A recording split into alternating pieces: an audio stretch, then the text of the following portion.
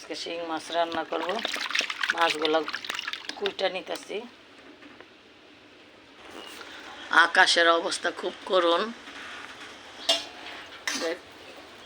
জ্বর সাচ্ছে, তার মাঝেও রান্না করার জন্য আসলাম।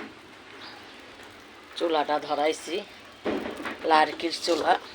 এখন রান্না বসাই দিলাম। বিসমিল্লাহির রহমানির রহিম। পেঁয়াজগুলা কষানো বসাই দিচ্ছি। এটা আমার নতুন চুলাটা। দিয়ে দিলাম আদা রসুন বাটা,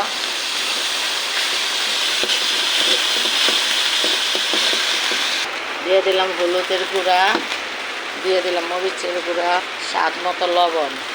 আমি অবশ্যই রাঁধুনি মশলাটা ব্যবহার করি।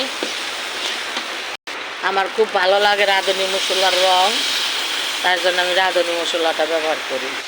মশলাটা কষানো হয়ে গেছে, এর মধ্যে শিং মাছগুলো দিয়ে দিই। ছোটোবেলা দেখতাম মা এইভাবে কষায় কষায় মাছ রান্না করতো।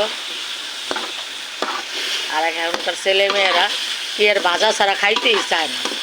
এটা হইল এটার যে স্বাদ। মাছটা কষানো হয়ে গেছে, এখন উঠায় নিতেছি।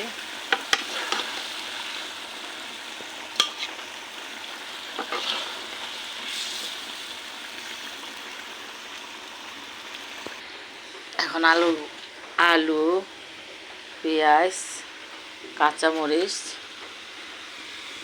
এগুলা দিয়ে দিব।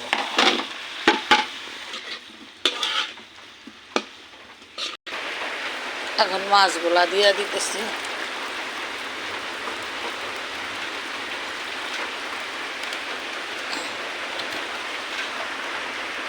হয়ে গেল আজকে আমার শিং মাছের ঝোল।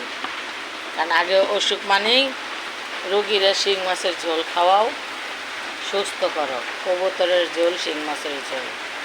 ফের একদিন দেখা হবে কবুতরের ঝোল নিয়ে। আল্লাহ হাফেজ।